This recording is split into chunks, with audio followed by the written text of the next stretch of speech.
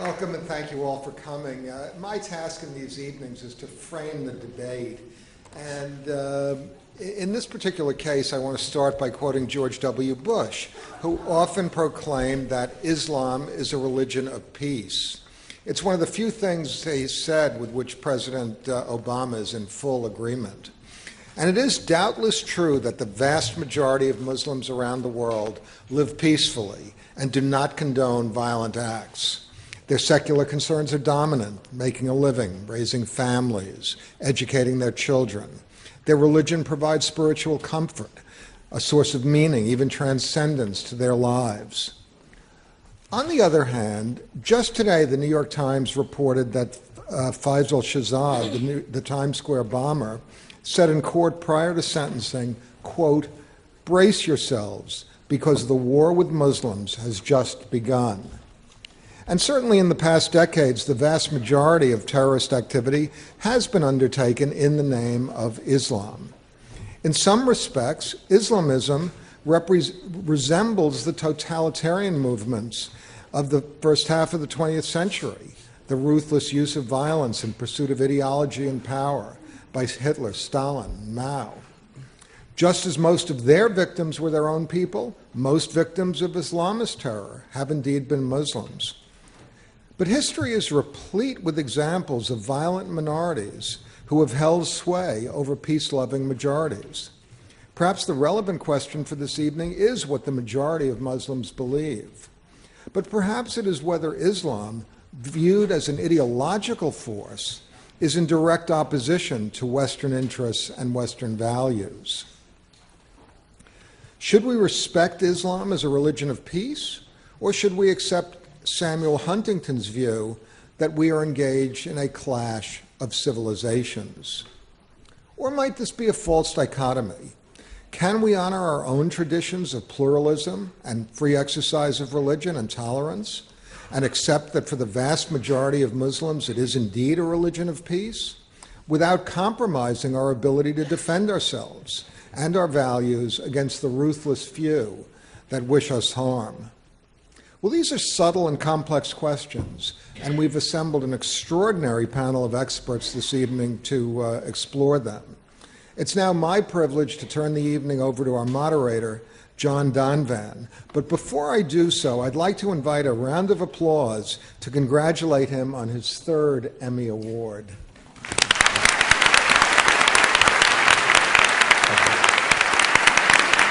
Thank you. And I was going to ask for another round of applause for Robert Rosencrantz, and there it is.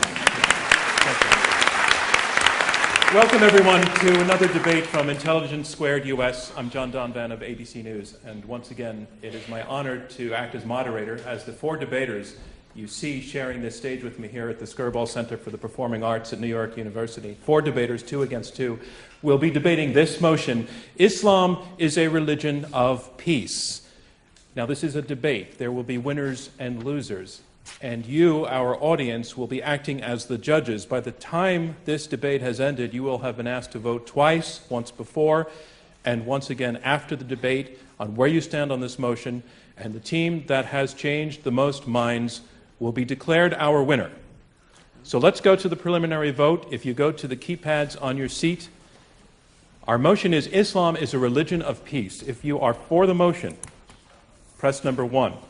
If you are against the motion, press number 2. If you are undecided, press number 3. You can correct any mistake just by repressing and ignore the other numbers.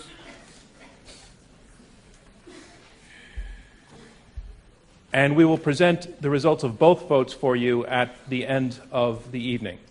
And that's how we will know who our winner is. So, opening round, sorry, I'm going to put it this way. Round 1 is opening statements by each side, 7 minutes in turn, and I would like to begin by introducing our first speaker for the motion, Islam is a religion of peace. I'd like to introduce Zeba Khan, the only American on our panel and quite possibly the youngest debater ever to take part in an Intelligence Squared US debate. Welcome, Zeba. I know that I first became aware of you when the Washington Post was running a reality game show to name America's next pundit. They had 1,400 entrants, and what place did you come in? They had 4,800 entrants, actually. 4,800. And you came in? I came in second. Second. Well, look where you are now. Ladies and gentlemen, Zeba Khan. Thank you. I want to express my deepest gratitude to Mr. Rosencrantz and the Intelligence Squared Forum for allowing me to speak tonight alongside such well-known and far more distinguished co-panelists. This is particularly an honor for me because, let's be honest, I haven't written a book, I'm not a regular on national TV or radio. What I have is my story. I am a Muslim American woman born and raised in Toledo, Ohio by two very loving Indian Muslim parents.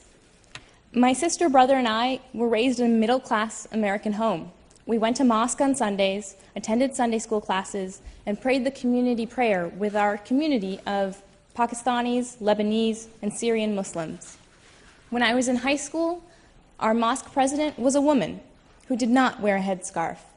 And it may come as a surprise to some of you, but for the entirety of my life, men and women have prayed side by side at our mosque, and both can enter the prayer hall using the same door. My parents are both very religious people, but they express their faith in different ways. My father emphasizes the devotional, and he tends to spend his time praying and reciting the Quran, whereas my mother emphasizes a more constructive approach.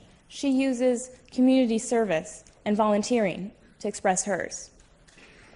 But what they both share is fundamental Islamic principles.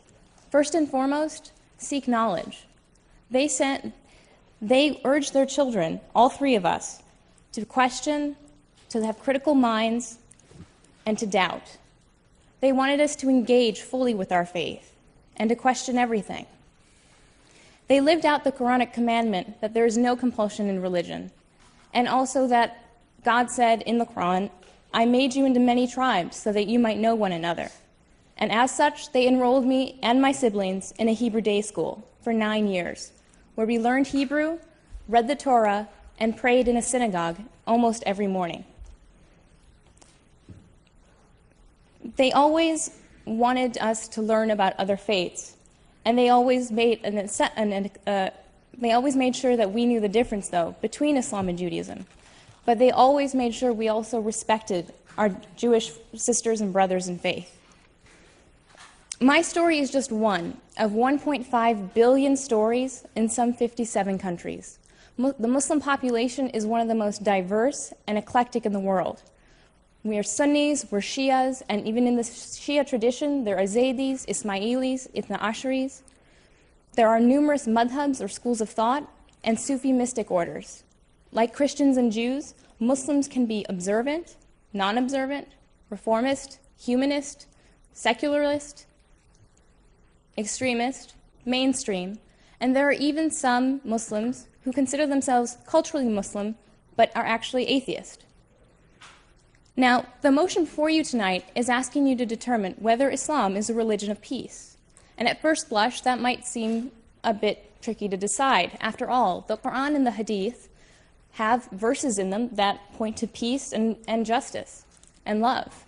But there are other verses that are about violence against specific people.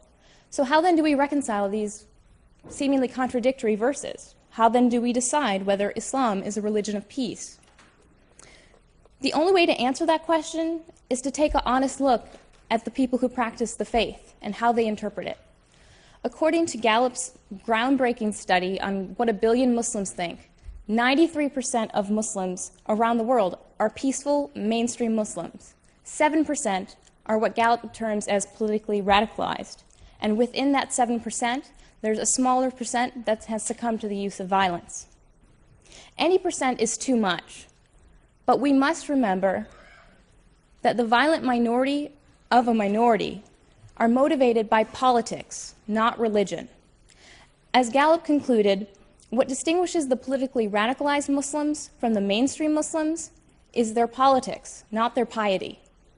Robert Pape, a University of Chicago political scientist, further confirmed this in his book Dying to Win, in which he came to the same conclusion, that the actions of terrorists are politically motivated, not through religion.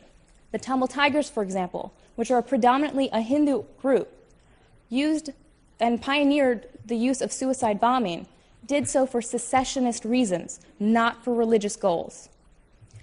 Our opponents would have you believe that there's a take-all, no-winners clash between Islam and the West, and that Muslims who try to balance their Western values and Islam arrive at a state of cognitive dissonance and are left either mute or crazy by this internal struggle.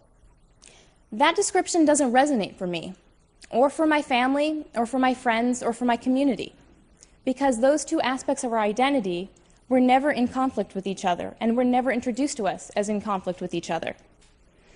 I didn't realize that there were people out there who wondered whether people, Muslims like me, existed or could exist until after 9/11. Let me be clear. There are some horrifically violent criminals out there who twist our faith to justify their hate and their violence. But I'm here to tell you they don't speak for Islam. Mohammed Hamdani, a first responder who died on 9/11, speaks for Islam. Hassan Askari, a Brooklyn Muslim who stepped in on the subway and saved a complete stranger who was being physically attacked because he was Jewish, he speaks for Islam. Zainab Sulby, through her organization Women for Women International, has assisted over 250,000 women across the world. She speaks for Islam. And the entire Muslim community of India, who, when the authorities asked them to take the militants who attacked Mumbai in 2008, said resoundingly and collectively, no, we will not let the terrorists be buried with us. The media and those who profit from the narrative of Islam versus the West are never going to tell you my story or the stories of these Muslims, who constitute the vast majority of Muslims around the world. But just because you may not hear us, it doesn't mean we're not speaking out. And just because you may not see us on TV, it doesn't mean we don't exist.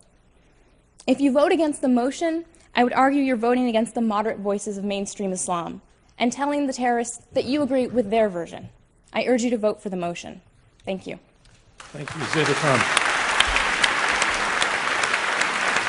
Our motion is Islam is a religion of peace. You have heard the opening statement in support of this motion. Now to speak first against the motion that Islam is a religion of peace, I'd like to introduce Ayan Hirsi Ali, a very, very well-known dissident, born in Somalia, fled to the Netherlands where she was a member of the parliament, the Dutch parliament. Now she's in the United States, once again on a case of asylum because, Ayan? Well, because I had to live with, basically, I was afraid for my life. Ladies and gentlemen. In the 21st century, in a free country. Ladies and gentlemen, Ayan Hirsi Ali.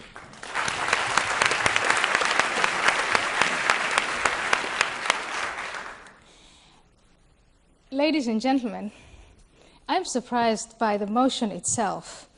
When I first had it, it reminded me of the academic question, how many angels can dance on the head of a pin? And I'd think, well, if you do the salsa or the cha-cha, not many. Why are we not having a motion on, is Christianity a religion of peace? Is Judaism a religion of peace, etc.? Because those would be academic motions. Unfortunately, the motion, Islam is a religion of peace, is not academic. I respect and admire Zeba Khan, and I want to acknowledge the fact that you indeed are a demonstration of the assimilation of a Muslim individual, a Muslim woman, into Western society, into an American society, that you come from a middle-class family that was very eclectic and respected pluralism. I respect that very much, and I admire you for it, and I think you are an example to others. However, I disagree with you that you represent Islam or that you speak for Islam. The problem that is inherent in Islam from the time of its foundation up to this moment is who speaks for Islam. And I'll get to that later on. Is it Zeba Khan or is it Faisal Shahzad, who was also a middle-class man, went to business school, married an American woman, had 2 children, lived just like you, like many of you. And yet he made a different choice based on a combination of piety and politics. And that's what Islam is. And before I go on, let me define the key terms of the motion. First, religion. The most common definition of religion you will find is the universal quest of humans in search of the sacred or the holy. That search is expressed intellectually, it's expressed in practice, it is expressed in fellowship.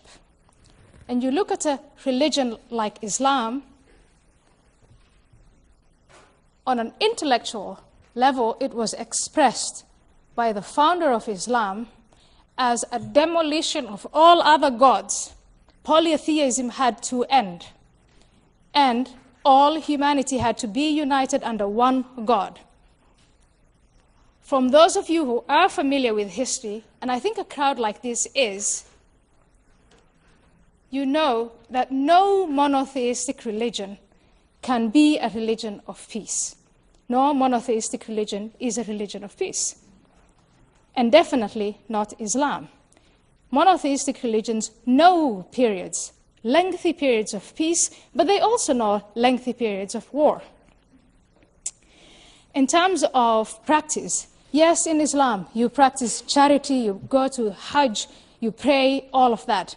But in terms of practice, there's also the expression, there's the concept of jihad. And I find it a pity that Zeba Khan did not mention that concept, which is central to Islam's conquests and Islam's success. The founder of Islam, Muhammad, in his lifetime, conducted 65 campaigns of war that were all successful. And that militaristic history of Islam is well documented. Just go Google it. And if you don't find it on Google, go to all those former empires that were conquered. The combination of a history of empire, of conquest, also leaves a legacy behind. And that legacy is the thrusting together of people of different ethnicities, languages, etc. So even if that empire declines, the likelihood of conflict, of war, is probable, it's high, especially where there is a fault line. That's where Samuel Huntington had a point. That history of militarism, combined with the legacy of empire, those 2 points alone belie the motion tonight that Islam is a religion of peace. But that's not all. When empires decline, those who are defeated, and the Muslim empire declined, those who are defeated sometimes find themselves in a state of victimhood. That state of victimhood is exploited by the leadership or those self-appointed leaders of Islam. And what do you see? You see a number of people, and I concede it's a minority, who believe that Islam is under siege. A mentality of victimhood tells those who are conquered, who are vanquished, that the problem was caused by external powers, not by us, and that systematic denial within Islam after the 19th century to blame only outsiders, exempt Islam from blame, from the explanation, what went wrong. Yes, it was external. Yes, Muslims were humiliated. Yes, they were conquered. Yes, they were colonized. But how much was also because of the flaws of Islam? And that takes me to the point of absolutism. When the West went into its scientific revolution, why wasn't it Muslims? Muslims were the first scientists, arithmetic, logic, etc. They were great. Why didn't they get into that scientific revolution? Why were they left behind? Was it only because of external factors, or were there internal flaws? That combination of a status of victimhood and the absolutism, the demand that you can never revise or reflect on the Quran, that you can never, never, ever refute what Muhammad said, you can only follow his example. That absolutism combined with that status of victimhood is also enlarges the likelihood of conflict. And those two combined, like the other two factors, Ayan, belie... Hirsi, your time is up. Thank you. That belies the motion. I'll keep my last two factors for the time I have remaining. Thank you.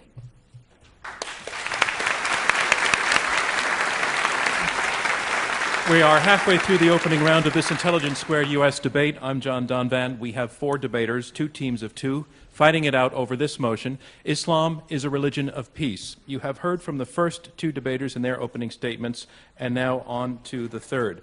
I'd like to introduce Maajid Nawaz, who is director of the Quilliam Foundation, and he is in a way, has an amazing biography. Several years back would have been America's nightmare. He was a radical. He was imprisoned in Egypt while on a trip there, though he's born in the UK, was in Egypt and tortured for being a radical, and something happened to you in prison. A 180-degree turn in one sentence. What was it? In one sentence? Yeah. We're talking about 4 years there. Yeah. Amnesty International. But I'll explain that in my, hopefully. Fair enough. Ladies and gentlemen, Maajid Nawaz. Thank you. Thank you. Could I indulge the audience and just ask for a round of applause for Zeba's mum? She's just over there. I think she did a wonderful job. Yeah. To raise your daughter to speak Hebrew in the current climate is amazing, and I applaud you. Ladies and gentlemen, thank you for giving me this opportunity. I want to begin by just stating what this debate is not about. This debate is not about making excuses for terrorism. Basically, my career is to challenge extremism and terrorism in the West and also in Muslim-majority countries. I've just flown right in from Pakistan, where I've been building the foundations for the first nationwide social movement to challenge extremism and promote democratic values in Pakistan. And I'm proud to announce that just today, we gained our 10,000th member on Facebook. So this debate is not about making excuses for suicide bombers, even inside Israel. We make no apologies and no excuses on this panel for terrorism, for extremism, and for people who kill innocent civilians, including inside Israel. This debate acknowledges, we on our panel, Zeba and myself, acknowledge that Muslims do need to speak out against extremism and to challenge it, and more Muslims need to do that more actively. We acknowledge that Muslims bear a responsibility in reclaiming their faith from those, the minority, who have hijacked Islam and who have captured the public imagination in their definition of Islam. We acknowledge that, and I am, in my own person, a manifestation of that effort, as is Zeba in the way she was raised. So we acknowledge that as well. This debate, in fact, is an appeal. It's not, also, before I move to the fact that it's an appeal, it's also not a threat. So we're not going to argue here tonight that if you don't vote for the motion, that somehow Muslims are going to rise up and attack you for insulting Islam. That's not the case. This is an appeal. And it's an appeal to your good sense and your good character and to what you know inside you. This is actually not a debate for Islam at all. This is a debate for peace.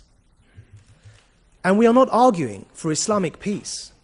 We are arguing for Islam to be, with all other religions and all other beliefs and those who have no faith, to be part of the effort to create peace in the world. So this is a debate for peace. It's a debate, and I'm asking you all to vote tonight, not for Islam, but to vote for peace and to help contribute the efforts of all of us around the world who are working for peace.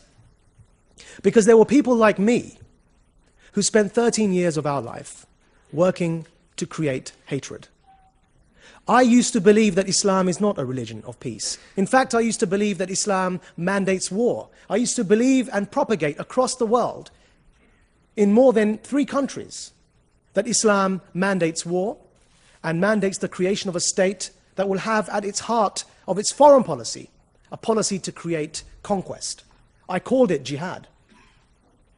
I believed Islam was not a religion of peace because I adopted an ideology at 16 years old and stuck with that until my imprisonment, and then after I was released from prison when I was 28 years old. By that time I had established this ideology in Pakistan and in Denmark and contributed to its growth in Egypt. But I learnt in prison 2 things. One was what I'm appealing to you here today, and that was when people hand out an olive branch, it does work. People I had considered my enemy, people I had considered the enemy of my people, Amnesty International, with their advocation of human rights that I believed was a tool to colonize the minds of Muslims. adopted me as a prisoner of conscience.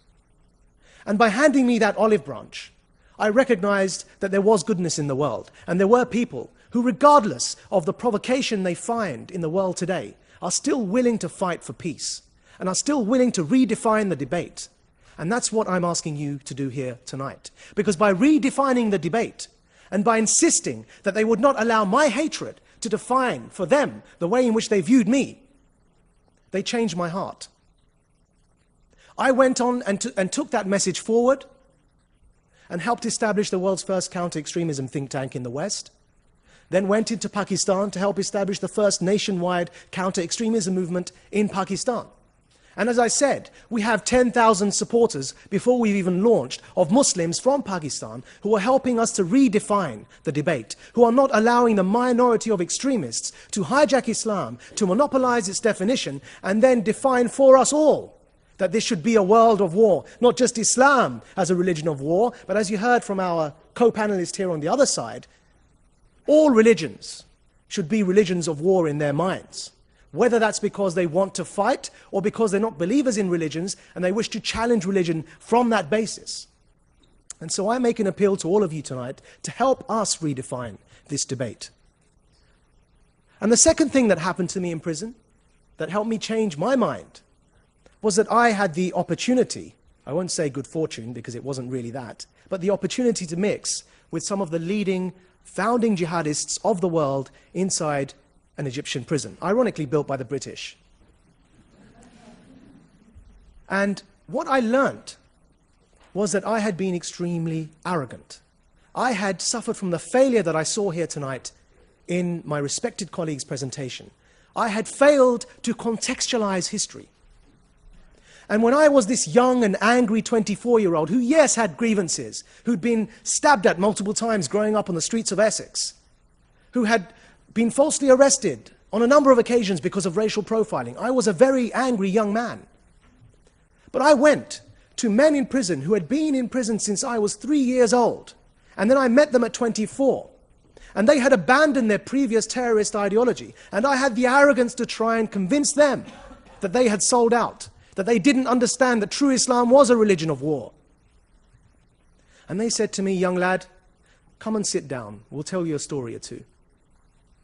And over the course of the 4 years, after having learnt Arabic, after having memorized half of the Quran, after having studied the theology, though myself not being too much of a religious man, I came to the conclusion that Islam had been hijacked and abused and politicized by something that I now refer to as Islamism, the modern ideology, that owes more to post-World War I European fascism than it does to the traditions of Islam. And these former jihadists, among them the assassins of Egypt's former president, Anwar Sadat, who was killed in 1981, they had come to the same conclusions. And so I appeal to all of you as my time runs out, there's much more to say, to vote to help us all to redefine this motion, to redefine this world, because only by refusing to accept the paradigms that we find imposed upon us, can we refute change. And that's exactly how the civil rights movement in America tackled this issue when they were faced with such situations in the past. Thank you for your patience and thank you for your time. Our motion is Islam is a religion of peace. And now to speak against the motion, Douglas Murray. He's a best-selling author and founder and director of the Center for Social Cohesion, also a citizen of the United Kingdom, a member of the Church of England. Until recently, you said that your study of the Quran, you said this in print, made you an atheist. That's right. I said Muhammad made me an atheist. The publisher said at the time, that's a pretty provocative headline. I said, well, get somebody to do the next one. She said, I could find a Catholic who could say Muhammad made me a Catholic. I said, how about trying to make it a 3-part article and get a third one, somebody saying Muhammad made me a Jew? And that one would be the trouble. Douglas Murray, ladies and gentlemen. Well, thank you. Well, thank you. It's a great pleasure to be here tonight. I'm sorry to make this panel rather Brit-centric after my colleague Maajid. This isn't an attempt by us to have a British takeover of the old colony or anything like that. But I was coming earlier from my own fallen empire, referring back to my friend and colleague Ayan's comments earlier, and I was reading the paper, as I'm sure all of you were doing earlier today. Maajid finished his comments by talking about the importance of changing paradigms. I'm not sure this is about paradigms. I think it's about facts. Here are some facts in my newspaper earlier. The Times Square bomber, of course, a man just up the road from here who tried to kill thousands of people. Only, by the way, didn't manage it because he set the 24-hour timing device to 7 a.m. instead of 7 p.m. 1900 hours was what it was meant to be.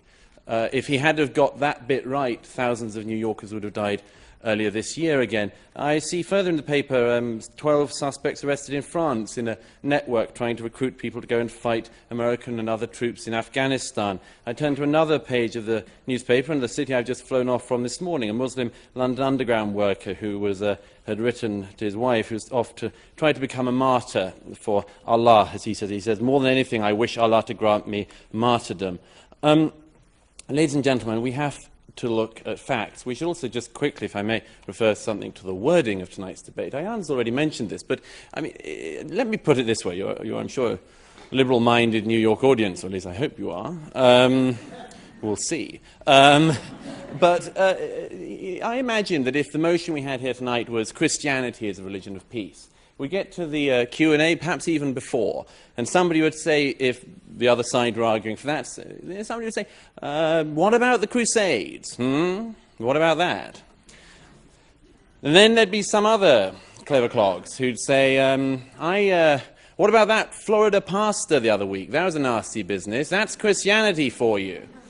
If we'd had tonight, Judaism is a religion of peace, the other side were trying to argue that. Sure as anything. There'd be people popping up in the hall tonight saying, oh, there's this bit in one of the Old Testament books, really, really bad. All sorts of massacres going on. Why don't you talk about that? There might even be people trying to say that, the argument that Judaism was a religion of peace couldn't be argued because people would say, look at what Israel is doing, and isn't that a direct response, and so on. So let's not have a debate about Islam and whether or not Islam is a religion of peace without talking about the facts to do with Islam.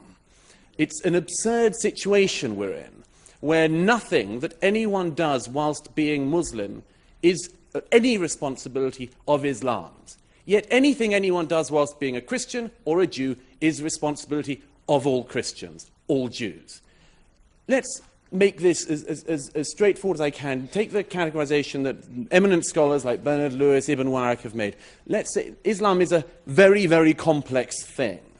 And the best way I can do this in the very short time I have is say you have three Islams. Islam 1, 2, and 3. Islam 1, the Quran and the life of Muhammad and the Hadith. Islam 2, the tradition of the Sharia. Islam 3, what Muslims do now. The first of those things, Islam, the Quran and so on, is bad. It is bad. There is a lot of violence in it. And what's worse, the peaceful verses are superseded by the violent verses. The violent verses also, sadly, are more numerous in number. Then you've got the life of Muhammad. Again, a bad man. A very bad man, it has to be said. Not a great role model, if you look at it. Takes child brides, abuses a small girl, multiple wives, himself a warrior, himself a war criminal, himself beheads Jews. This, I would have thought, would be a signal of not great peacefulness. Then you've got the tradition of the Sharia. Again, not great peacefulness. Still, no schools of Sharia that people in this hall would want to submit to. And thirdly, what Muslims do now. Thankfully, there is some hope in that one. Because most Muslims, thank goodness, I almost said thank God, but old habits die hard. Most Muslims don't do what those texts say because they exercise their judgment as moral beings without having to refer to defunct holy books. Now look, I wish that Zeba and Maajid were the spokespeople of Islam. It would be lovely, although in Maajid's case it would have taken rather too long if everyone had to go for 14 years preaching the downfall of America and then said, no, not so much. But we are where we are. Anyhow, I wish they spoke for Islam. It would be great. But the fact is that tonight, the organisers of this debate asked a number of clerics. None of them would show. Specifically, they wouldn't show and debate against Ayan, Hirsi, Ali.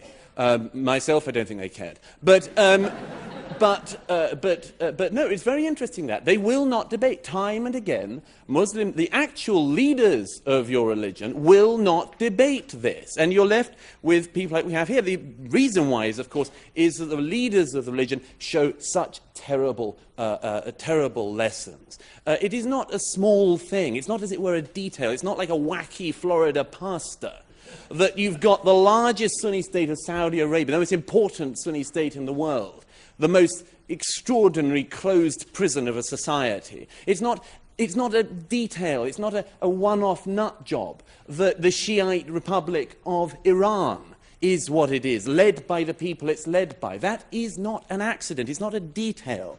The thing that worries me is that although tonight we hear from the fellow panelists here about how Islam is a religion of peace, the fact is that the people who are making the decisions in the religion, the people who are preaching in the religion, the heads of that religion, people like Sheikh Qaradawi, who broadcasts anti-Semitic, the most appalling filth every week on the main networks, that is the faith that's speaking for you guys. I wish that, Zeba, you were on every week on Al Jazeera, but you're not. Qaradawi is. The problem is that Islam is an unstable component, as a religion, an unstable component. 1,000 years ago, the Mu'tazilites tried to reform the religion. They were wiped out. The fact is that Islam is many things, many, many things. But to say it's a religion of peace is nonsense. It's to ignore reality. It's to ignore very difficult but necessary facts, not paradigms, but facts. To say that Islam is a religion of peace is to say something based entirely on hope. It's to elevate a hope into truth. And I hope, as you all know, history teaches us that's a very bad thing to do. Thank you. Thank you, Dr. Smart.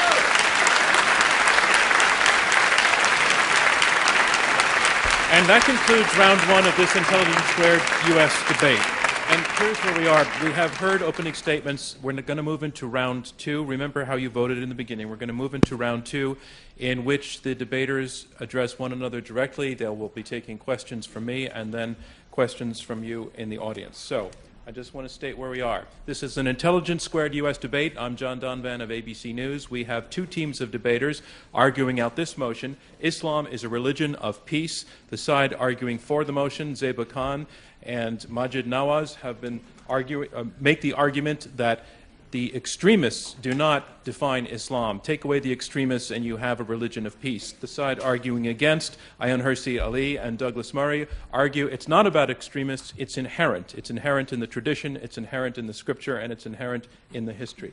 And to the question of the notion, Ayan, Hirsi, Ali, of this not just being about extremists, you concede that there are extremists, but that's, you say, not the problem. What about your opponents? What about your parents? What about Muslims you know who do not adhere to a violent form of religion? Are they, if there's something about the faith themselves, are they embracing spiritually something that is morally an illusion? Well, my parents and people like my respectful opponents here are ignoring the basic tenets of their religion. When Muhammad, the founder of the religion, called out to all Muslims, and that's how he won most of his wars, by saying, I have been ordered, and all believing men have been ordered to attack and kill and maim anyone unless they testify, unless all men testify to the fact that Allah is the one and only, Muhammad is his messenger. My father disobeys that.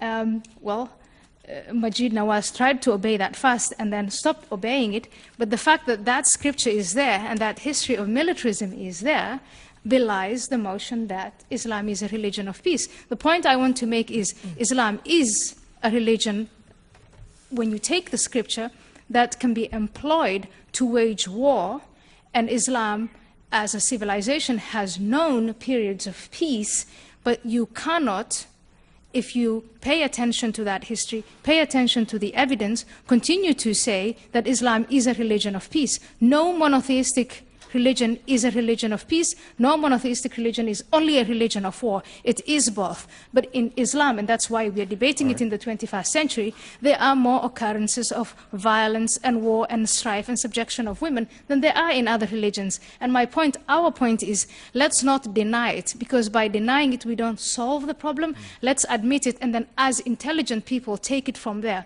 What is to blame on external factors? Let me What go is to your, to let me go blame to your on the opponent, Maajid inside? Nawaz, who was an extremist, now an anti-extremist. Maajid, respond. So, forgive me for the assumption, Ayan. It's a pleasure to be on the panel with you, by the way, but forgive me for the assumption, but do you speak Arabic?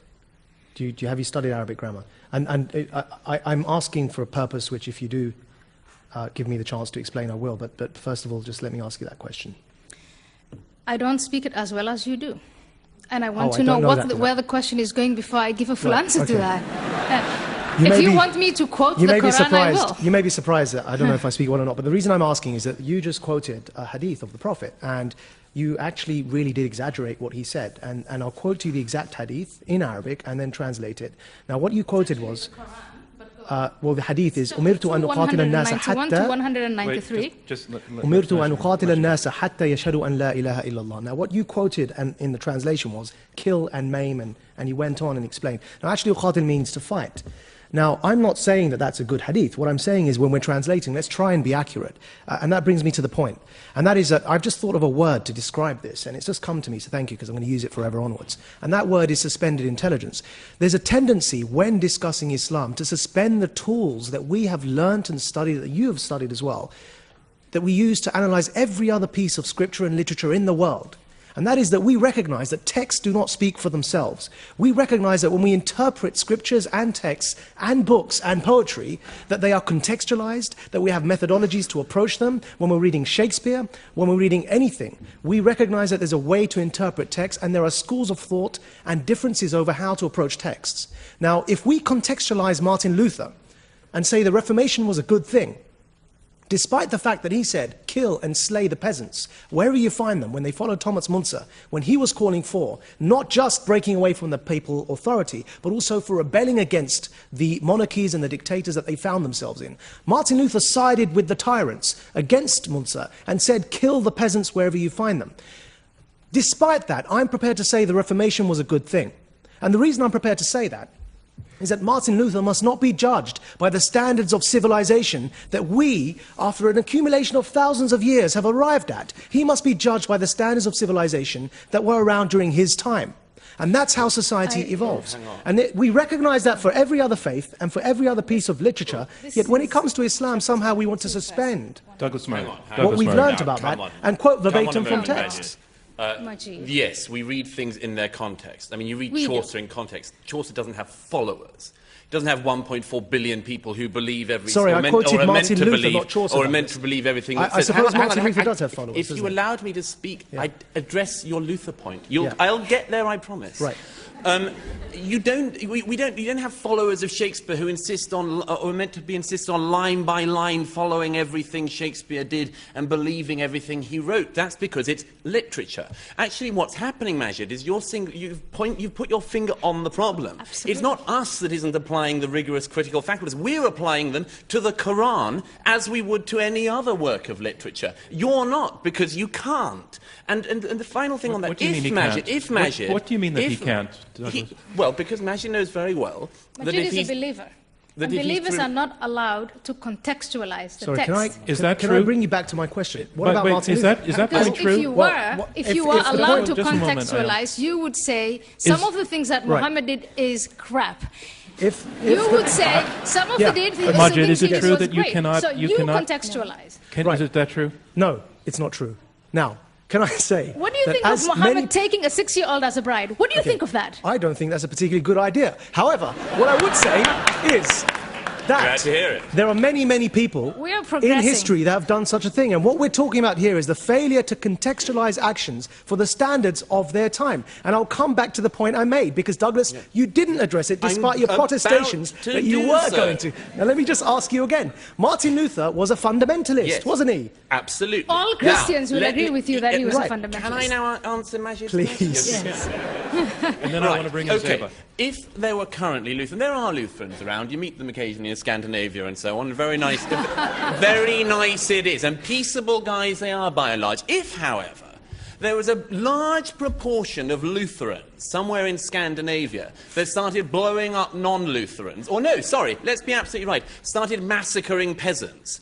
Do you think that people would say, hang on a minute, let's not criticise Martin Luther, he did that by the standards of his time, we shouldn't criticise his followers all that much, and we shouldn't point out what he said and so on. No, we just say, you know, don't go and massacre peasants. Full stop. It was rubbish at Douglas, the time, it's rubbish now. It's the same with the Quran. You're missing the point. If you're failing to judge... Nawaz, let me bring in your partner.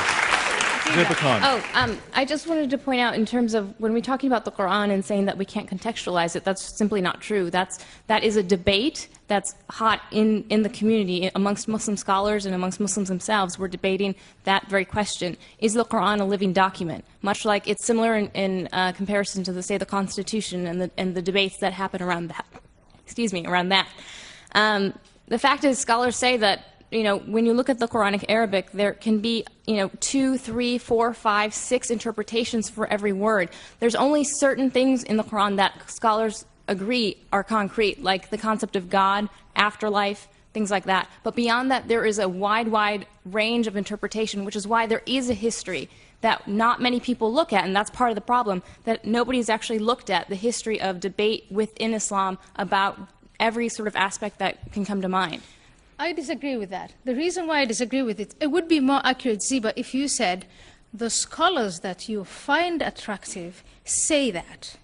But there are a bunch of scholars with a great number of following in Islam, all of them are self-appointed, by the way, because there's no hierarchy, there's no seminary of Islam, except a University of Al-Azhar, and we know the products of Al-Azhar. But there are scholars like bin Laden who say we have to take He's not a scholar by anyone's he measure. has the greatest following. He has That's the not greatest true. following. The Islamic Brotherhood, It's Hassan really not al-Banna, when you look at the Sunni Islam, when you look at Ayatollah Khomeini in the 20th century, the most influential guy of Shia Islam, another self-appointed scholar, you have all of Sheikh bin Baz. He has the greatest following. Sheikh al-Qaradawi. Maybe these are individuals that are not attractive to you, but then it would be more accurate if you stated that. They are attractive to many Muslims, not thousands, but in the millions. And what they say, and that's why they're influential, is they challenge every single Muslim individual. Are you a true Muslim? If you are a true Muslim, you live by what the Quran dictates, you follow the example of the Prophet Muhammad. Their interpretation, and those scholars who insist on that are far more influential, far more powerful than you Ayan, soft-spoken, wonderful, cuddly scholars. Well, Maajid, Nawaz. So, Ayan, you just quoted bin Laden as a scholar and Hassan al-Banna as a scholar. Bin Laden, for those of you who don't know, is an engineer, a qualified engineer. So don't know him. Why don't you define who is a scholar? scholar? Don't know his history. He's a qualified engineer who comes from one of the richest construction families in Saudi Arabia and was educated in the elite private schools of Switzerland and Saudi Arabia. Hassan al-Banna that you referred to was a school teacher. And in fact, what you find common with all of the movements that you're worried about and that I'm worried about and we're all worried about are that they are founded by people who do not have a theological background. Now, for all we think of Al-Azhar and their very conservative views, what we don't find is that Al-Azhar produces the likes of bin Laden and Hassan al-Banna, or even Maududi, the founder of the Jamaat Islami in the Indian subcontinent. Maududi was a journalist. Sayyid Qutb, the founder of modern-day jihadism, was a literary critic who came to America on a scholarship in the 1950s to study literature. He was not a theologian. So coming back to the point, why don't please, you name Ayan, a number don't of scholars define who are for influential the who are whole not? world who a Muslim scholar is. Because actually the people you refer to were not qualified theologians. But don't you touch on the problem by admitting this? Don't you touch on the problem that is inherent in Islam after the death of Muhammad? That the problem of who speaks for Islam has not been resolved. It could be the two of you, it could be bin Laden, it could be Al-Qaradawi, it could be Faisal Shahzad, it could be me. Sorry, nothing against engineers in the crowd. Please vote for us. What does that have to do with Islam being a religion of peace? If you're almost making the argument that Islam is what you want it to be, depending on how you behave. So if you behave peacefully, is it not a religion of peace to you? That is a brilliant question. When you can start by saying Islam is something to a different thing to 1.57 billion people. And from that general point, you can reduce it to what is it that unifies them. And ultimately, you will get to the Quran and the Hadith. The Quran, the Hadith, the Day of Judgment, the belief in the Day of Judgment. And if you take those three concepts, then it's far from a religion of peace. Because you look, first of all, not only at the content of the Quran, in context, fine, I'm willing to contextualize it, but what if other believers are not and they're influential? What if I want to read Muhammad's practices simply as a matter of history, another great figure in history, but more Muslims, millions of Muslims don't want to do that and really want to follow his practice. What if more and more Muslims invest in the hereafter more than they invest in life? Then we have a problem.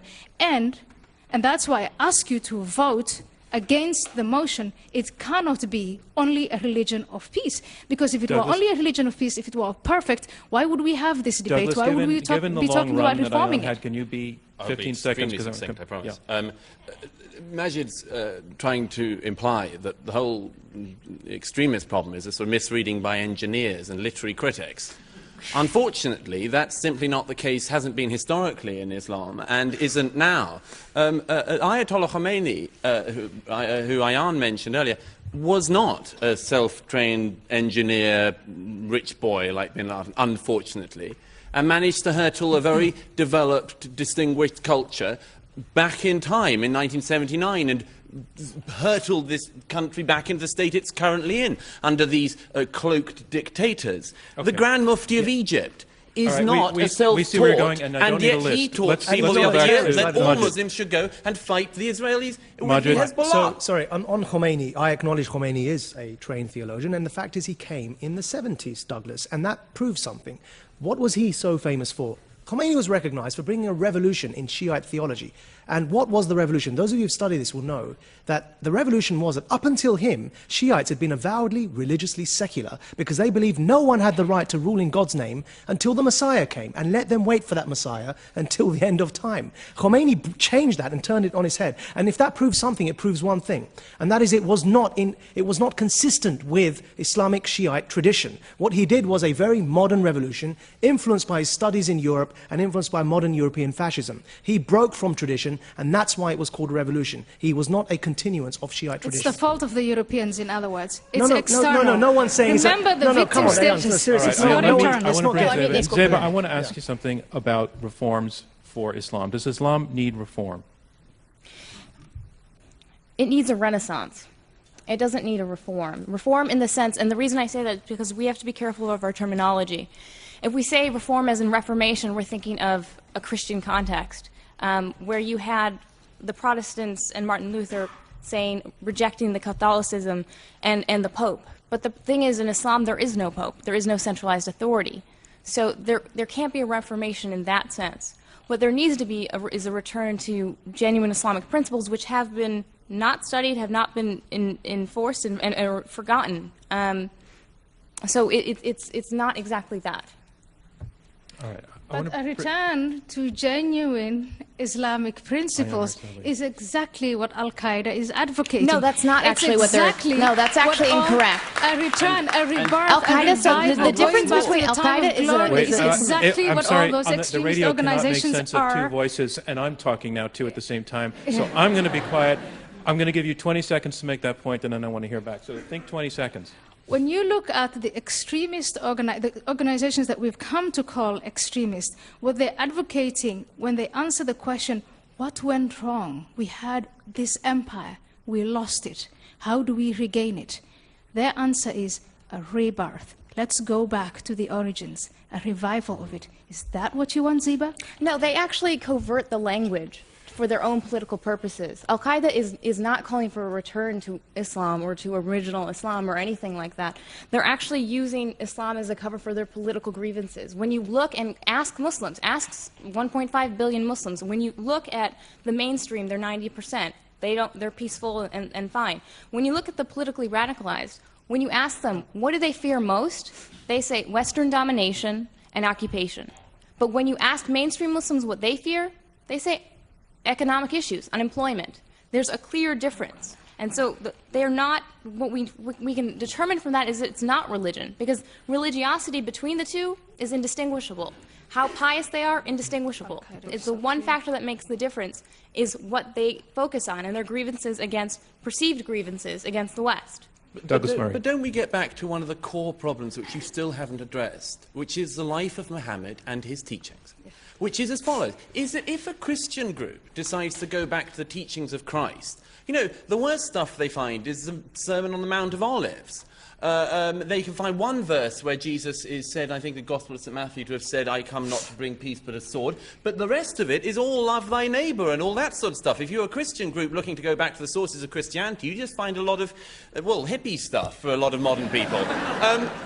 So what is it about this religion we're talking about tonight that you say is a religion of peace, that when people go back to the origins, they find a founder who was violent, teaching violence? See, this comes back to what you mean by people going back to the origins, and I refuse, as does Zeba, and as we're asking for all of you to do, is to refuse for Islam to be hijacked and monopolized by the bin Ladens of this world who want to tell you what it means to go back to the original sources. Now, if that was the case, then I ask you, why is it that in Bangladesh, where there was a free and fair election, the Islamist party lost roundly? They completely lost the elections. In Pakistan, where there were recent elections, the Islamist alliance in the north that came to prominence after the occupation of Afghanistan, they completely lost all their seats. So the Muslims in two of the most populous Muslim-majority countries in the world, as is the case in Indonesia, whenever they have a chance to vote, they do not vote for the Islamist extremists. And time again in elections across Muslim-majority states, they have proven that their interpretation of Islam, and they are the majority, is not the interpretation of Douglas, Ayan, and bin Laden. Now, I don't want to be in that camp. All right. I want to take a little break and move on to the topic and the status of women in Islam. I'm John Donvan of ABC News. This is an Intelligence Squared U.S. debate.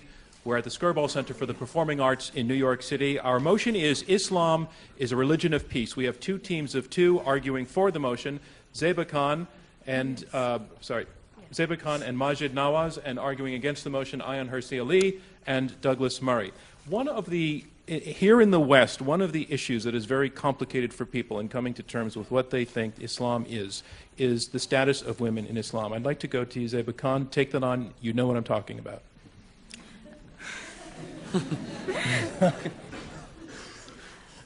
The perception is that for a lot of people out looking at the Muslim world and Muslim majority countries is that Muslim women are somehow, they aren't, they're subjugated, that they don't, to a point where they are intimidated to ask for their rights and to demand them. But that's not the case. I mean, when you look across Muslim majority countries, if you look at Iran, for example, where there's zero gender gap in education, by the way, men and women enjoy the same amount of education.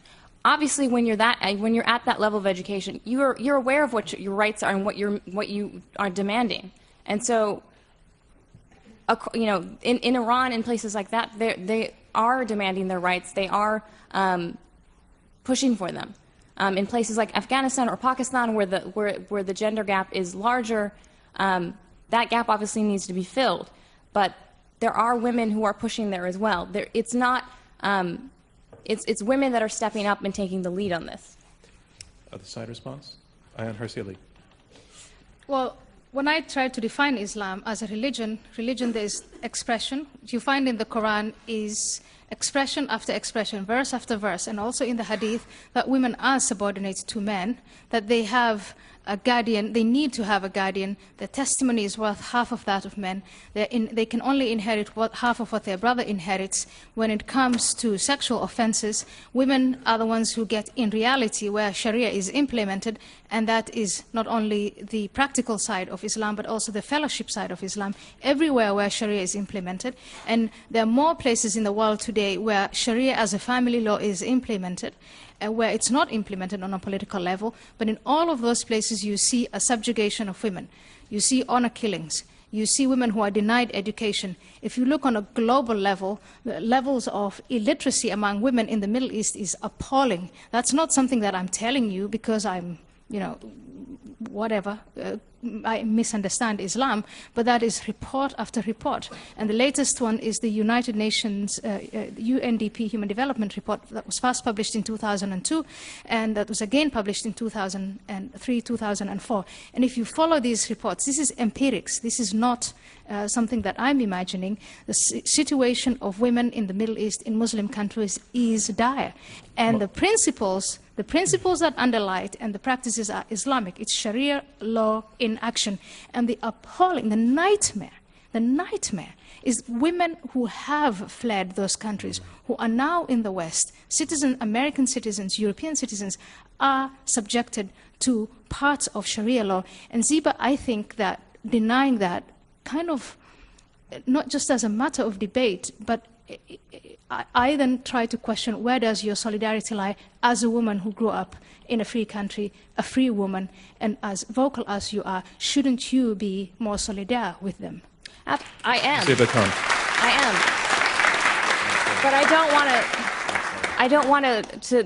But I absolutely am, and as all women should be, and actually all human beings should, to demand the rights of equality. In fact, most Muslims want equal rights for the women in their societies. If it goes to, just go to the research, go to the polls, go to the research on what it says. When you ask men, should women have equal rights?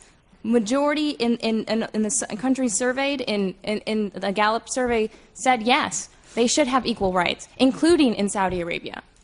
Maajid, just, I want to acknowledge that a lot more needs to be done and a lot more needs to be said about eliminating some of the practices that you referred to, Ayan. And I recognize that there are practices in Muslim-majority societies across the world that are repugnant, not just to a Western mind, but generally to any decent, rational human being.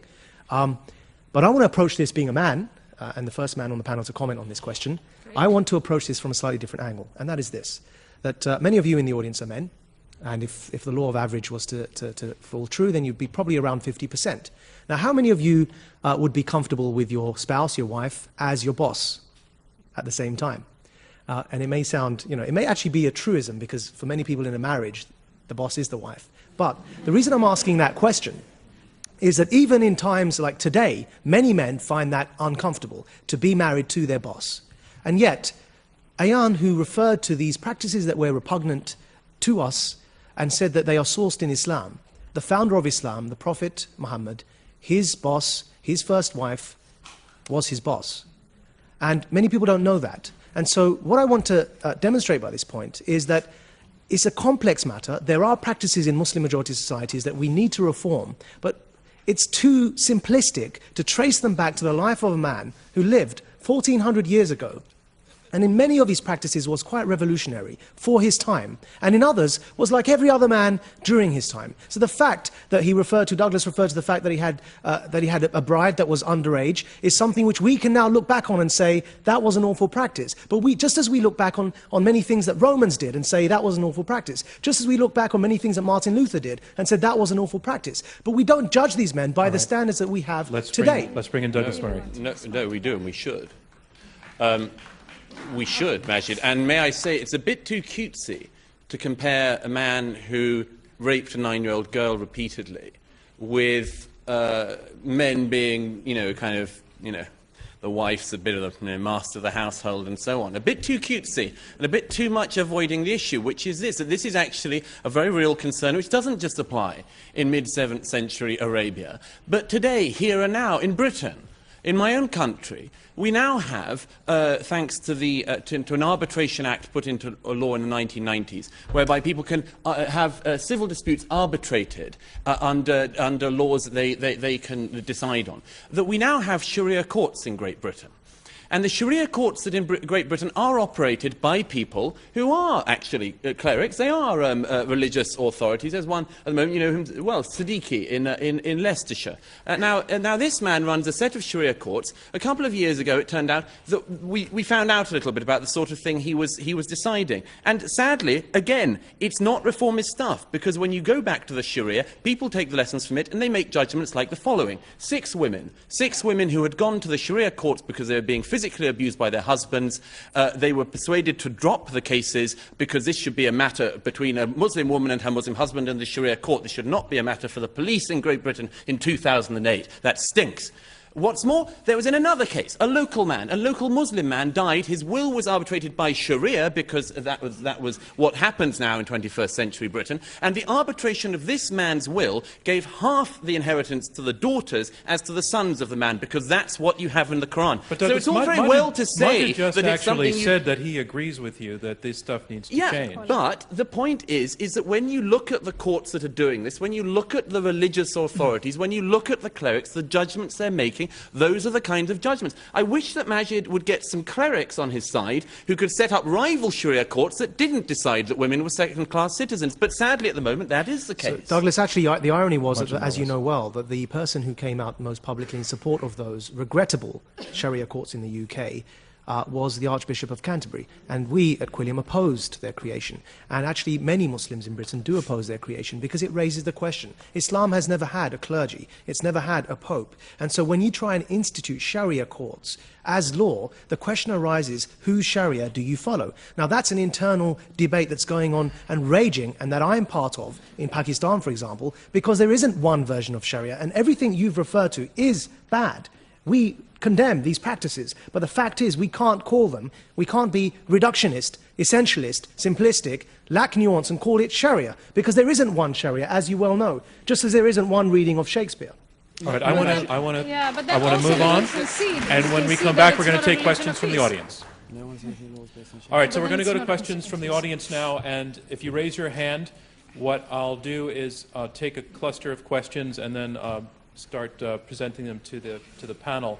And I just want to remind you, if you'll get a microphone, please stand up and hold it about 2 fists away from your mouth so that the radio can pick you up. And please keep it as terse as possible right against the wall there. And blue shirt here. And eyeglasses and green. All right. So you get 30 seconds to ask your question. It makes me nervous that you've got something written down on a piece of paper. Under 30 seconds, I promise. All right, go ahead. Zeba, in your opening remarks, you said that Islamic terrorists are motivated by politics, not religion. Considering that Islamic terrorists make up the majority of suicide terrorists in the world today, what's happening to Muslims politically that isn't happening to any other major religious group that can account for the disproportionate amount of terrorism coming out of the Islamic world? Bingo. That was a good question. Yeah, that is under 30 seconds. Yeah, that was a great question. Your number. I'm going to take the questions. Oh, and sorry. then number 2. Yeah. Yes, I'm ready for you, sir. Oh, I'm sorry. There, with the microphone. Yes, you, sir. The question was relatively similar, but I'll make it. This has to do with the Muslim community's reaction to suicide bombings. You stated there's 1.5 billion Muslims, and yet the silence of this community on suicide bombings, the justification, the rationalization, the wiggles from the community, from the religious community, from the Muslim states, Arab states and Muslim states, is something that in the West we find puzzling. How would the panelists react to that? Thank you. And third question? I hope this isn't too naive, but if Islam is not a religion of peace, is it possible for it to become one? Wow, I think that's a great question, actually.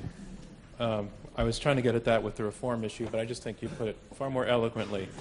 So I'm going to take all those questions because I thought they were all good. Zeba, do you want to take the response to the first one? Basically, why the preponderance of terrorism, the questioner is saying, is committed by Muslim extremists. Why are we not seeing that happening from other groups? So what I can't say is, I know that it's a complicated question, and so you have history involved, you have different factors that contribute to the answer. What I can say for sure, just based on looking at the studies that come out, is that the level of religiosity, the level of piety of violence, of terrorists, compared to mainstream Muslims, is virtually, there's no difference. So it's literally, when you ask them how practicing they are, how often do they attend services, things like that, it's literally the same. So that can't be the distinguishing factor. What we do know, as I mentioned earlier, is when you ask them, the one big difference is when you ask them what they fear the most. And they say their perceived idea of Western domination, which is very similar to what we hear from our opposition, a perceived fear of Islamic domination. And so when you compare that to the mainstream who just want to get a job. Would the other side like to respond to that question as well? Or to the answer that you heard? And if not, we'll move on. Well, I'll move on. Okay. Can I just add something? Sure. No, Sorry. There's also, I think, just to add something, that the preponderance has a lot to do with the spread of a certain ideology that I refer to as Islamism, that has arisen in the post-colonial context and that was exported to the Middle East through geopolitics. Now, what happened was that there was a need for a cause to resist against colonialism. And Britain was a secular liberal country. The cause, the ideology that the Arabs adopted who were resisting, initially it was Arab socialism, Baathism, and that morphed into Islamism, which owes much of its origins to Arab socialism. And so what we find is that the spread of this ideology, pretty much like how post-World War I Europe, with the identity crisis that emerged after the Weimar Republic, led to the growth of fascism in Europe, with fascism in Italy, Nazism in Germany, and totalitarian Stalinism in the USSR, we see the same thing playing out post-empire in the Middle East. So what it's related to is the spread of this ideology that has hijacked the minds of many young Muslims. And yes, Muslims need to do more to challenge this ideology. We are trying to convince them of that, but this is a very modern phenomenon. I remind you, Khomeini is a modern phenomenon, and he created a revolution where he flipped Shiite theology on its head, as are the others. Bin Laden, Sayyid Qutb, they are all modern phenomena. Okay, Maajid, you have awakened the other side on this topic. Yes, because Should have kept my mouth shut. Ayan, Hirsi Ali. Maajid, what you're saying is Islamism is invented by the British. Islamism has nothing to do with Islam. External, external, external. Those poor Muslims who are seduced with the Quran and the activities of Muhammad, their own culture, their own convictions, their own history, they have, they are only the victims. Ideas inspire. Ideas unite. Ideas people bring together. And Muhammad succeeded first and foremost in uniting a disparate Bedouin desert Arab group of people. And they unified and they conquered. And when it worked, it was all Islam. When Muslims were successful, when they conquered lands, it was all great. It was Islam. Now that we're faced with this problem, it's Islamism, and it was created by the British Empire. Well, I just want the other side. I don't think we will ever be able to address this issue if we systematically refuse to acknowledge, and that is what that side of the panel is doing. Ayan, so sorry. let me finish it. Yeah. To systematically refuse to acknowledge the flaws of Islam. I grew up as a Muslim. I left Islam. Why did I do it? Because I couldn't hide away from the blemishes. And I believe we can improve that. I can believe we can inspire young Muslims and the youth bulge. There are millions and millions of young Muslim men under the age of 30. That in itself is a source of violence without it being Muslim. We can inspire them if we can only acknowledge that part of the problem is us, not just the British Empire. I'm not saying it's the fault of the British. If I was going to say that, I would have joined a very successful British law firm. What has Islamism got to do with Islam? I'm saying to you, I would have been a lawyer and I would have got on with my life. I'm taking responsibility for that, and I'm trying to get others to take responsibility for the growth of Islamism within Muslim minds and challenge that. So no one's blaming the British and no one's claiming the second question was on the topic of, and you almost got to it in your last answer, Maajid, but the second question was, where is the clear-cut, broad condemnation of terrorism from Muslim leaders? Yeah, so there have been many such fatwas or pronouncements against suicide bombings. In many cases, they're not reported. There does need to be more. However, I'll give you an example of why in some cases there aren't more. Now, recently we at Quilliam publicized a fatwa by Dr. Tahir al-Qadri against terrorism, a no ifs, no buts condemnation of suicide bombing and terrorism that Douglas, always a pleasure to speak with you on the panel, supported. And was quoted in the press as supporting Dr. Tahir al-Qadri's fatwa against terrorism. Now, the reason why there aren't many more such examples, though there are quite a few, is because prior to Dr. Tahir al-Qadri issuing this fatwa, his colleague, who was also from the same way of thinking, was assassinated in Pakistan, was killed by a suicide bomber in a mosque where all the other congregants who were praying were also blown to smithereens because he had the guts to simply give a sermon in that mosque condemning suicide bombings. And so this is why many people are scared, because it takes guts, I tell you, to go into Pakistan and try and challenge these extremists. That's a country that doesn't have much rule of law. It's a country that's struggling against the so-called Pakistani Taliban, from taking over a third of their country, and they're fighting that fight on the front lines. And there are those who are brave enough just to give a speech to condemn terrorism, and they're blown to smithereens in their mosque while praying. Maajid. And surely they're religious people. They were Maajid, praying in a mosque, Douglas. look, You did support that fatwa, though, didn't you? I did. It's the only Yeah. time I've ever done a book review of a fatwa. I'm sorry to say this, Sir Maajid, you seem to have just proved our point. Yes. Am I? Please explain. Is it? I mean, I'm very grateful. It's a very important and very interesting question, why more people don't stand up. I much admire Al-Qadri for that fatwa, as I have other people who have stood up. But the number of times I've spoken to clerics behind closed doors and so on, and you say, why aren't you saying anything? They say, because if I do speak up, I'll be killed. Well, I address you again, ladies and gentlemen, to the motion. No, but hold on. Sorry. Right, hang on.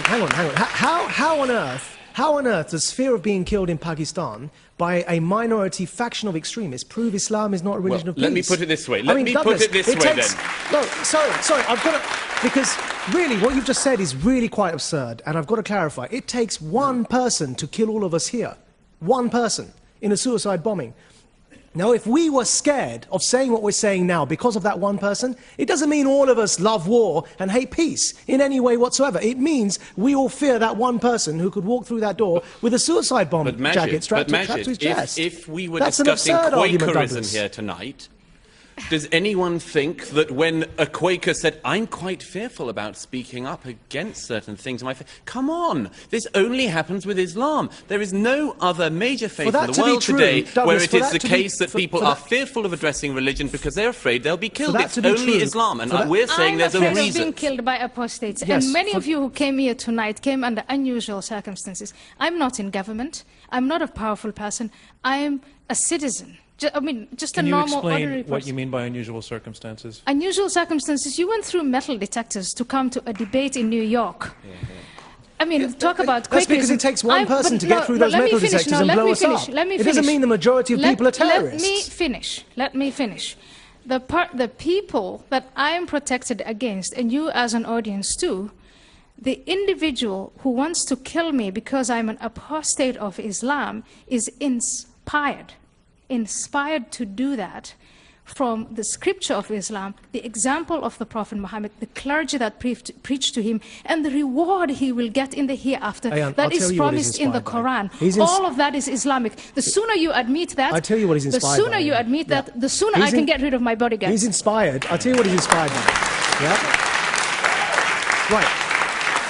Maajid, this I want to have the last word on this point because I want to go back to the young lady's question. Sure. So I tell you what, he's inspired by the very same interpretation of Islam that you have. He's not inspired by Islam. He's inspired by your interpretation of it, that is Bin Laden's interpretation of it, that is Sayyid Qutb's interpretation of it. And I've got to say one last thing.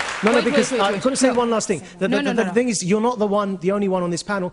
I have an Al-Qaeda death threat on my head too because I'm saying what I'm saying. And what I'm saying is that, and I've been attacked in Pakistan physically for saying this, what I'm saying is enough to extremism, enough to terrorism, let's separate Islam from extremism and disempower the minority of extremists who are trying to hijack a good faith. Douglas, you've had death threats as well. Minority.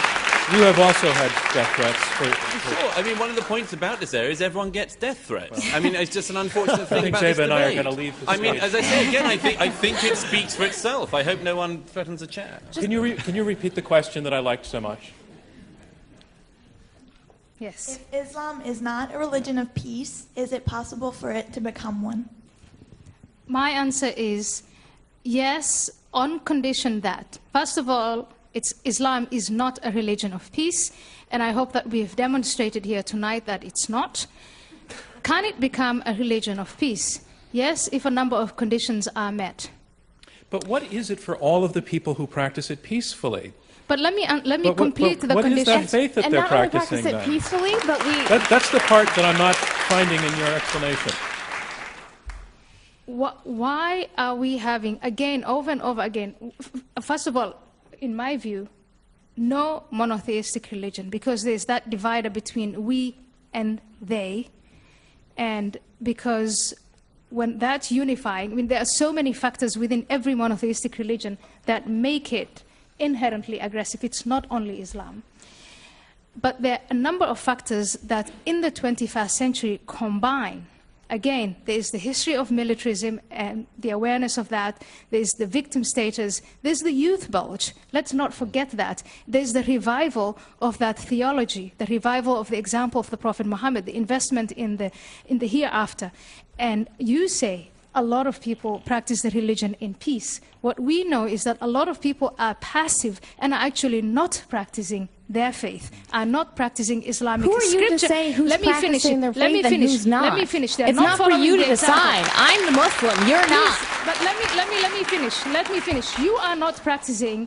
You are Really? not practicing. Are Let you me, Sheikh? No, but let me say, Sheikh, you are not practicing. Let's hear what she says. Wait a minute. I want to Please, finish. let's hear what her point You is. are not practicing chapter 2 of the Quran, verse 191 and 193.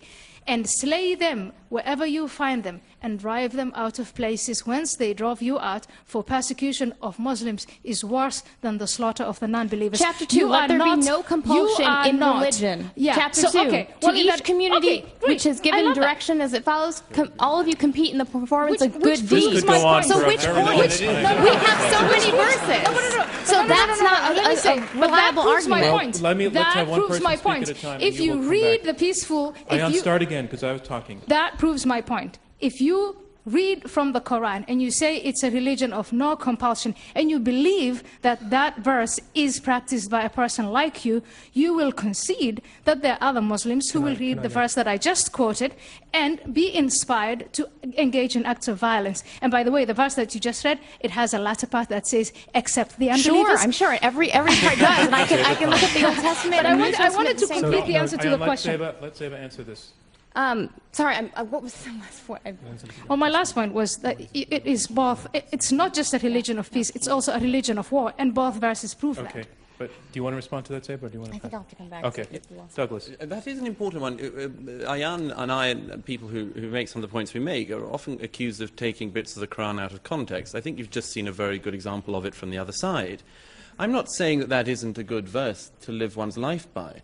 One cannot just simply quote the verse about there being no compulsion in religion as And though you it can't doesn't quote have the other ones either a without follow-on. context. It has As a though follow-on. it doesn't So have a do those follow-on, and ones. as Ayan has just showed you, As it does has those a ones. follow-on. So I think this gets back to the very important question the lady halfway back there made, which is whether or not this can be a religion of peace. I believe it can be, and when I said earlier there are three types of Islam I identified, I said the first one, the scriptures, the life of Muhammad and so on, bad. Second one, Sharia, interpretations, bad. But thirdly, the way Muslims live their lives today, in this country and countries like it, that is our source for hope. And the source of hope for that is that they individually use, like many people do religion. I'm not a religious person, Ayan isn't either. But we recognize the fact that people of religious faith have the right to that faith, should practice that faith, should have no fear of practicing that faith. There's no problem with this. But it's a private matter, and one which people come to very strange private arrangements about. And I just wanted to add this, which is that if those people are going to be able to reform that faith into the religion of peace you're talking about,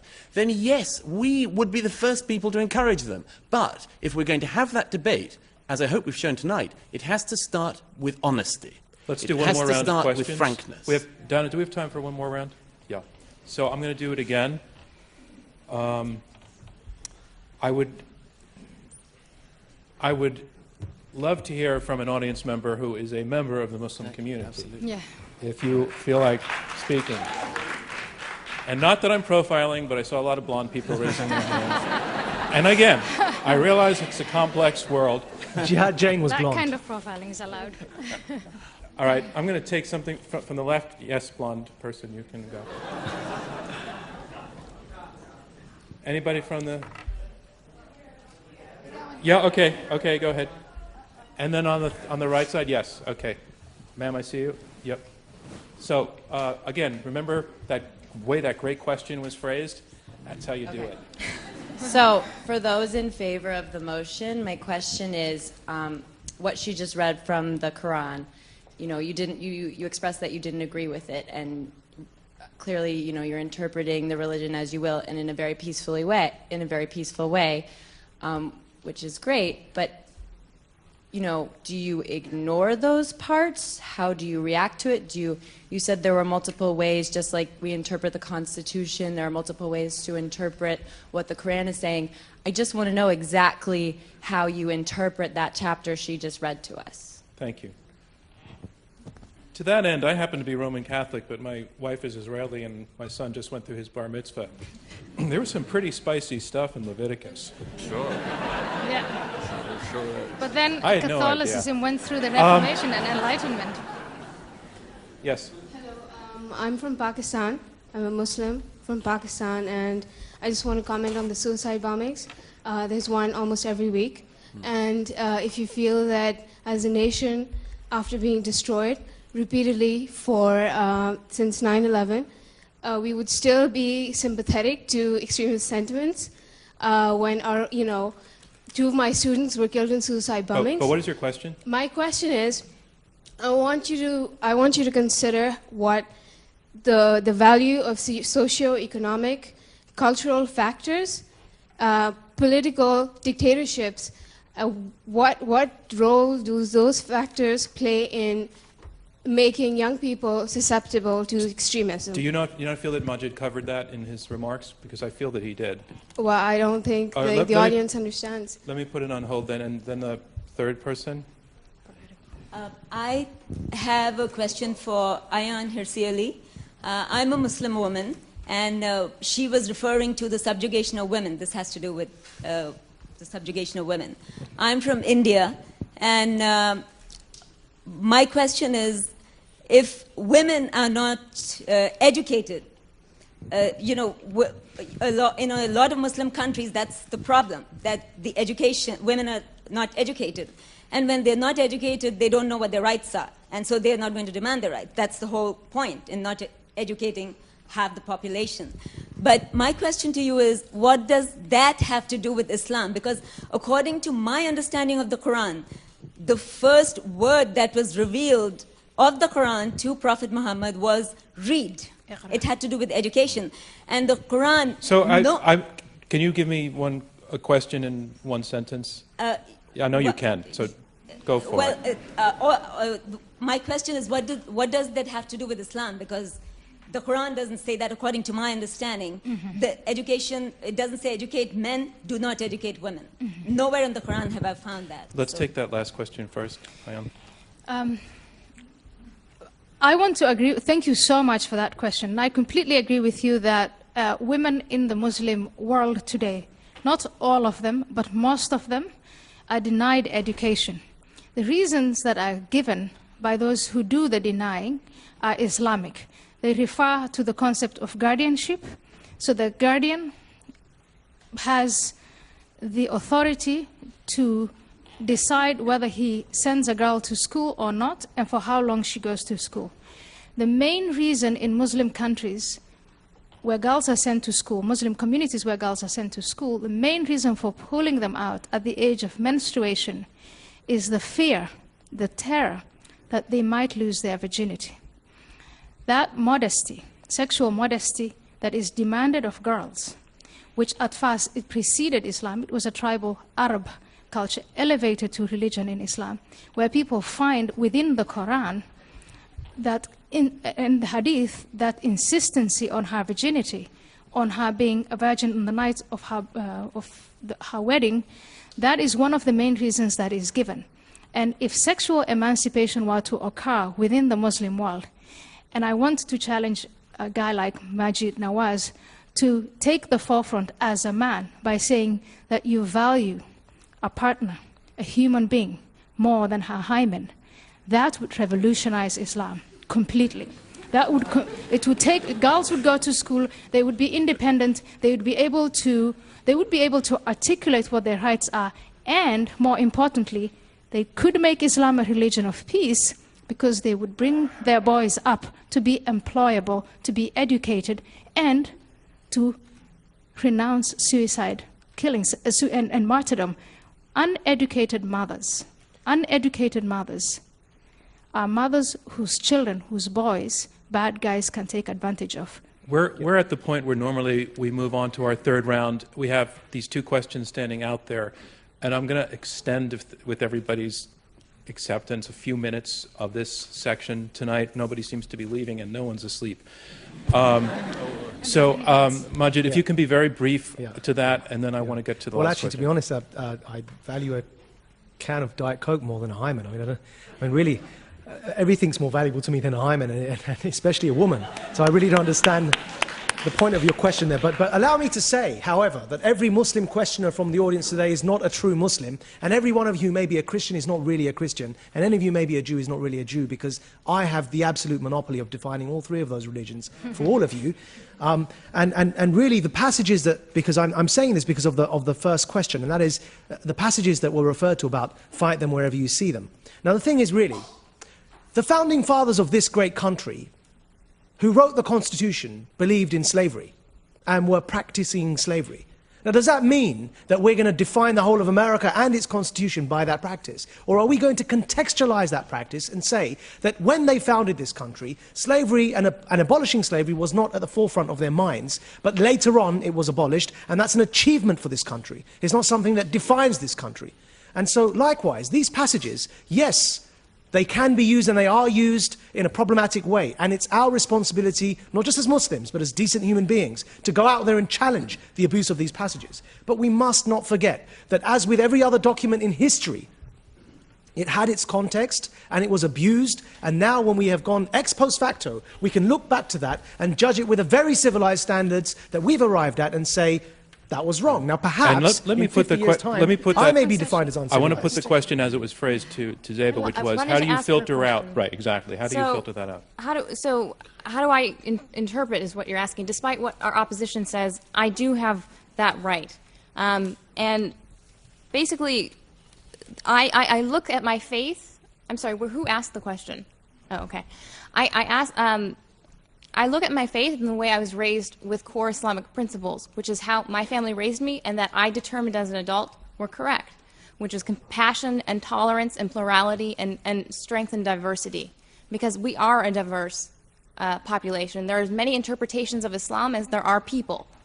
And so the other point I want to make to that is that there are clergy and clerics who are who do stress this. I mean, if you look at 2005, at the Aman message, where 200 Muslim scholars from 50 countries stressed a re-emphasis of Islam's core values of compassion, mutual respect, acceptance, freedom of religion. There is precedent for this, not just for me as a layperson, but from the clergy as well, to reassert these lost, in some areas, lost values. Douglas Murray. I do have to. This is a very, very complex one, but it has to be said.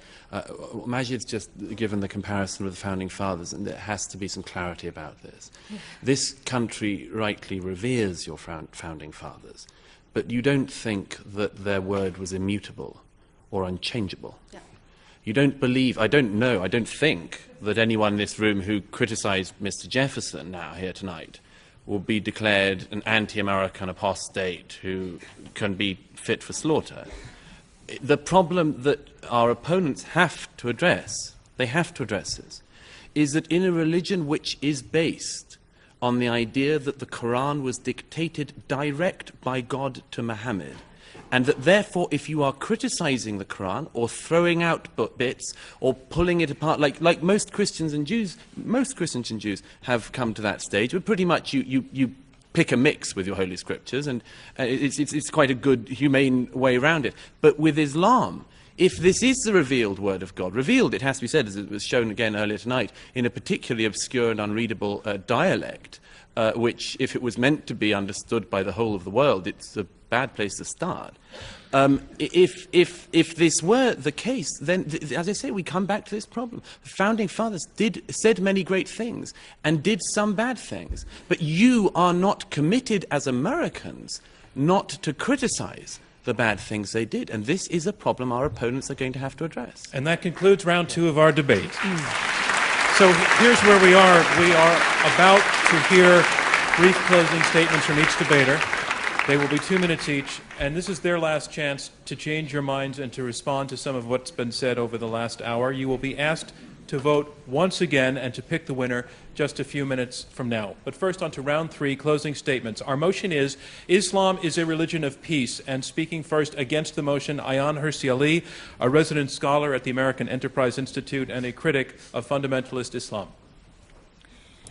Islam is not a religion of peace, and I woke up to the facts on the 11th of September 2001. Perhaps I should have woken up to the facts earlier, but I admit that I did that than at that time. Talking to people of my faith, Islam, and my friends, and discussing with them, I remember all kinds of fallacious arguments, but I remember one consistent thing, and that was to exempt Islam from any criticism. It was culture, it wasn't Islam. But a religion is born in a culture, and if that culture is not peaceful, then that religion is not peaceful. I was told it's politics. We've heard it tonight many times. It's not the religion. But Islam not only has a pious dimension, but it also has a political dimension, a complex system of laws, a political philosophy on how society should be organized.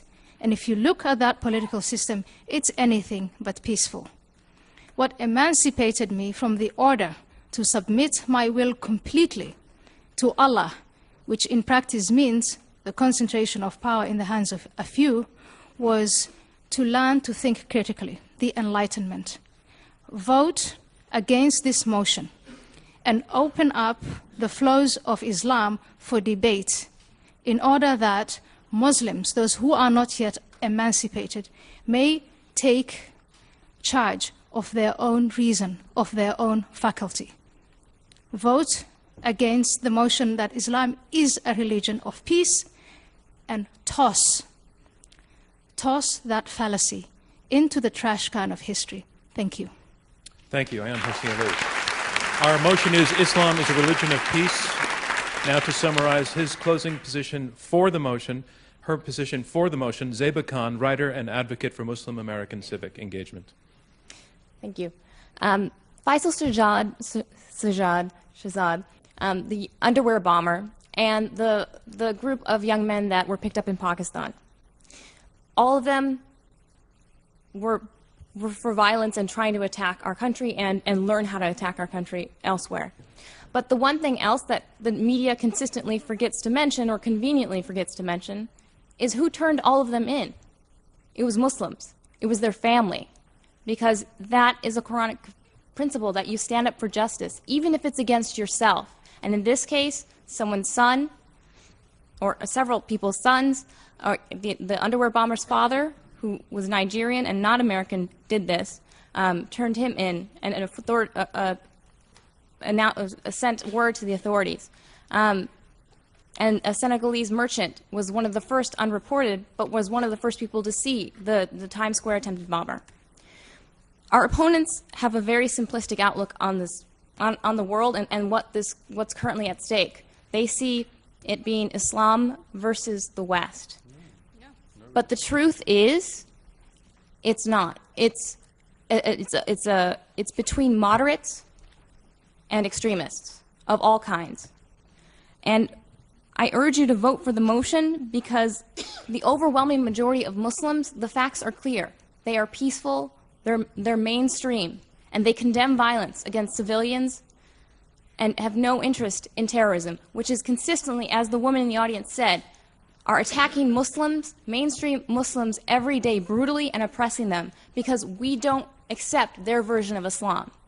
I'm asking for your help, as other people, as people of reason and of people of a moderate voice, to support us as we fight them, and we are fighting them, although we don't hear it as often in the media, which focuses on violence and fear.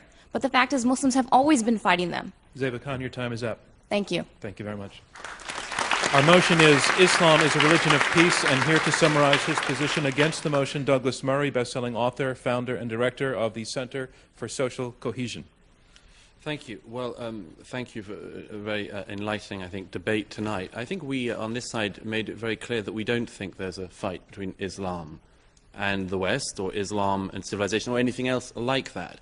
We've made a very clear set of points tonight. And one of those points, which I hope people will bear in mind, is we have said repeatedly that it is in Muslims and their critical faculties, Muslims and their behavior, Muslims and their faith, that we have hope. And it is in people like you that we have hope for the future. And if the motion were that Islam a century from now could be a religion of peace, and people would be quoting Zeba and Maajid and seminal moments like this, and that they had learned from it, well, that would be terrific. But at the moment, tonight, you're being asked to vote on whether Islam is now a religion of peace. Is Islam a religion of peace? I think it is very clear that it is not. This does not mean, of course it doesn't mean, that Muslims are all violent. We would never make that point. We never have made that point. Nor does it mean that there isn't hope in the future. Nor does it mean that we have to have continual clashes till the end of time. But it means we have to start by being honest. We have to be frank about what we see in Islamic history, in Islamic conquests, and in Islamic scripts. We have to be frank about that. In societies which Islam dominated, conquered, and subdued the peoples in the Middle Ages, people who were not Muslims were sometimes allowed to remain in those societies, but they were allowed to do so only by having second-class status, dhimmi status. I would ask you tonight, ladies and gentlemen, not to be dhimmis, not to have second-class status, not to vote for things because you think it's polite or because you think you have to say them, but because you think they're true. On that basis, the idea you could vote for the motion tonight is absurd. Islam is palpably, demonstrably, evidently not a religion of peace. Vote against this motion. Thank you. Thank you. Our motion is Islam is a religion of peace, and our final speaker to argue for the motion that Islam is a religion of peace, Maajid Nawaz, director of the Quilliam Foundation and formerly a member of a radical Islamist party. Thank you. Right, so I'm not going to ask you to be polite. I would dread to think that that's why you'd vote for the motion. In fact, what I'd like to do is give you 4 reasons to vote, basically 4 reasons why the panel's arguments are incorrect and 4 reasons then to vote for the motion. And as for the failure of the panel, I think number 1 is that there's a failure to contextualize. As I've tried to say time and time again, there's a failure to contextualize history and texts and sources, and there's an intellectual suspension that occurs when discussing Islam that simply doesn't occur when discussing the Constitution or any other piece of literature or writing. Secondly, there's a failure to disclose. And as we've heard from the panel, both of them, and there's nothing wrong with this, by the way, both of them are not believers of any faith, and that's their perfect right to do so. But they've made it clear their real agenda is with all religions. And I think we have to be honest with ourselves, that actually religions can and have historically played much good and have come to much good in the world, including the Reformation, despite the fact we have to contextualize it. Thirdly, there's a failure to nuance. And as we've heard, gross generalizations about Islam by quoting isolated passages are being made. And fourthly, there's failure to be honest. And that honesty is in refusing to recognize that the vast majority of Muslims, where there have been democratic elections, have refused to turn in the extremists, as the examples I cited in Bangladesh and Pakistan. Now, please vote for the motion. And the reason I'd say that is reclaim Islam. Don't let the minority hijack it. Yes, even for those of you who are not Muslims, reclaim it because it's a faith like all other faiths that does need to be redefined in current times. Secondly, vote for peace. This is not a vote for Islam. It's a vote for peace, and I'm sure all of us want peace. And thirdly, I'd say, help the confused Muslims in the world, the faction, the minority, the young minds, like I was, who are confused, help them make up their minds by giving them guidance, by giving them an olive branch, and voting for peace tonight. And finally, I'd say that even if you're unsure, even if you think Islam is not a religion for peace, I would ask all of you here tonight to vote, as we've heard the admission from the other panel, it can be a religion of peace, so vote for what you'd like Islam to be. If you'd like Islam to be a religion of peace, vote for it. Thank you. Thank you. Maajid Nawaz. And that concludes our closing statements, and now it's time to learn which side you feel has argued the best. Sorry? Against all religions. I just wanted to object Okay. to that. Yeah. Now it's time to learn which side has argued best. We are asking you again to go to the keypad at your seat that will register your vote. We'll get this readout almost instantaneously. Our motion is Islam is a religion of peace. If you agree with the motion, push number 1. If you disagree, if you're against the motion, push number 2. If you're undecided, push number 3. And we'll have the results in about a minute. Before we get there, I just want to say that this has been probably the most spirited debate that we've ever had, and I thought it was conducted mostly with respect and with honesty, and I want to congratulate all of our panelists for coming out here.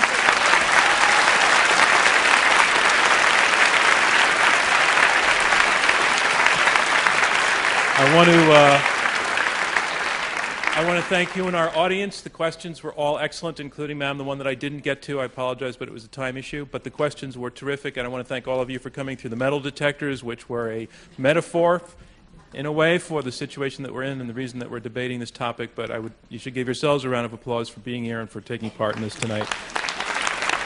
I want to let you know that our next debate will be on Tuesday, the 26th of October. The motion then is Big Government is Stifling the American Spirit. Panelists for the motion are former Texas Senator and Vice Chairman at UBS Investment Bank Phil Gramm, and Art Laffer, a former Reagan economic advisor who is known as the father of supply-side economics. Against the motion, NYU, Stern Business School professor Nouriel Roubini, and Laura Tyson, who is a professor at the Haas School of Business at the University of California in Berkeley and a member of President Obama's Economic Recovery Advisory Board. Individual tickets are still available. You can get them by going to our website and also upstairs at the Skirball box office. Intelligence Squared US is now on Twitter. You'll find us at twitter.com/IQ2US. You can follow us for announcements and interesting links, and you can video of this debate you can find by following those links. You go to you can use #IQ2US, and also you can tweet about what you thought about tonight's debate and its results. And you can become a fan of Intelligence Squared US on Facebook, and by doing so receive a discount on upcoming debates. All of our debates, as we've talked about, are heard on more than 220 NPR stations across the country. Remember, as you stand, to turn your cell phones back on, or you might miss important calls. You can also watch the debates on the Bloomberg Television Network. This debate will start airing next Monday at 9 p.m. It will be repeated through the week at that 9 p.m. time slot. Visit Bloomberg.com to find your local channel. Intelligence Squared is now one of the most popular public affairs podcasts on iTunes, and you can download that and listen to past debates at IQ2US. All right. It's all in now. I've been given the results. Remember, the team that changes the most minds is declared our winner, and here it is. Our motion is Islam is a religion of peace. Before the debate, 41% were for the motion, 25% were against, and 34% were undecided. After the debate, 36% are for the motion, 55% against, 9% undecided. The side against the motion wins. Congratulations to them. Thank you for me, John Donvan, and Intelligence Squared US.